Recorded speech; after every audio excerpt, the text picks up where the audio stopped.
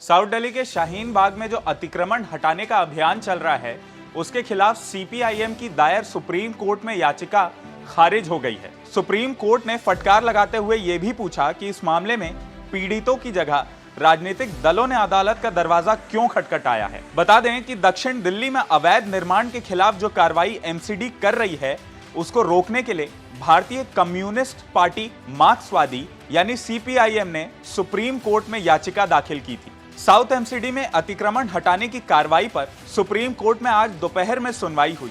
Court ने पूछा कि सीपीआईएम पार्टी इस मामले में याचिका क्यों दायर कर रही है। कोर्ट ने कहा कि अगर कोई पीड़ित पक्ष हमारे पास आता है तो समझ आता है, क्या कोई पीड़ित नहीं है। इस पर सीनियर वकील पी सुरेंद्र नाथ ने कहा कि एक याचिका रेडी वालों के एसोसिएशन की भी है। आगे जस्टिस राव ने कहा कि आपको हाई कोर्ट जाना चाहिए था। वहीं उनकी तरफ से यह भी कहा गया कि अगर रेडी वाले भी नियम तोड़ रहे होंगे तो उनके खिलाफ भी कार्रवाई की जाएगी।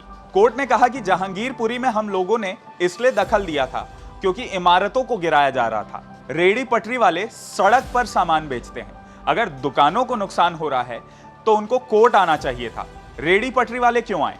कोर्ट ने याचिकाकर्ता से पूछा कि आखिर साउथ दिल्ली में तोड़ा क्या गया है। इस पर एडवोकेट सुरेंद्र नाथ ने कहा कि दुकानों को हटाया जा रहा है। आगे कोर्ट ने सरकार से सवाल पूछा कि क्या नियम के तहत कार्रवाई करने से पहले नोटिस नहीं दिया जाता। इस पर सॉलिसिटर जनरल तुषार मेहता ने कहा कि ऐसा बिल्कुल नहीं है, बिना नोटिस कोई अवैध निर्माण नहीं गिराया जाता है। तुषार मेहता ने बताया कि उनके पास संबंधित अधिकारी का नोटिस है, इसमें लिखा था कि फुटपाथ से अतिक्रमण हटाने के लिए नियमों से काम किया गया है और इसमें नोटिस की जरूरत नहीं होती है। कहा गया कि वहां कुछ अस्थायी निर्माण थे जिनको हटाना था, लेकिन रेडी वालों ने खुद भी काफी अतिक्रमण हटा लिया था। सरकार की तरफ से कोर्ट को बताया गया कि शाहीन बाग में किसी भी रिहायशी घर को नहीं गिराया गया है। आगे सीपीआईएम के वकील ने कहा कि कोर्ट ने ही अतिक्रमण हटाने की कार्रवाई पर रोक लगाई थी।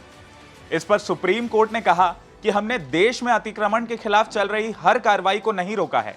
अगर रिहायशी मकानों को तोड़ा जाएगा तो हम दखल देंगे, लेकिन यहां मामला सड़क से अतिक्रमण हटाने का है।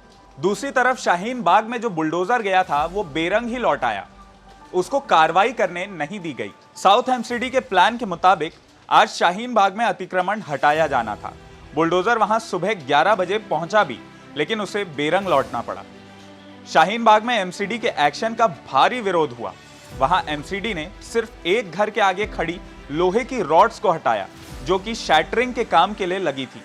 स्थानीय लोगों ने कहा कि रेनोवेशन के बाद उनको वैसे भी हटाया ही जाना था।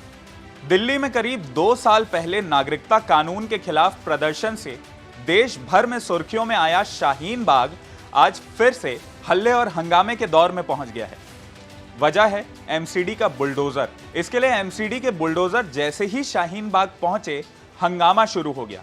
लोगों के विरोध और गहमा-गहमी के बीच दोपहर करीब 12:30 बजे एमसीडी के बुलडोजर शाहीन बाग से वापस लौट गए, जिसके बाद लोगों ने यहां तिरंगा भी लहराया। इसके पहले कार्रवाई के विरोध में लोग बुलडोजरों के सामने लेट गए। कुछ महिलाएं बुलडोजर पर तक चढ़ गई। वहीं कुछ जगहों पर लोग सड़कों पर ही धरने पर बैठ गए। हंगामा बढ़ते देख पुलिस ने लोगों को वहां से हटाया। कुछ लोगों को हिरासत में भी लिया गया। इसके बावजूद कार्रवाई का विरोध जारी रहा। बताया जा रहा है कि एमसीडी की ये कार्रवाई अभी यहां पर नहीं रुकेगी। ये कार्रवाई अगले कुछ दिनों तक और जारी रहेगी। तो चलिए जान लेते हैं कि आने वाले समय में ऐसी कौन सी जगह है जहां एमसीडी का बुलडोजर चलने की उम्मीद जताई जा रही है। दिल्ली पुलिस से फोर्स मिलने के बाद दक्षिण दिल्ली एमसीडी ने अगले 5 दिनों तक अतिक्रमण हटाने का अभियान चलाने की तैयारी पूरी कर ली है।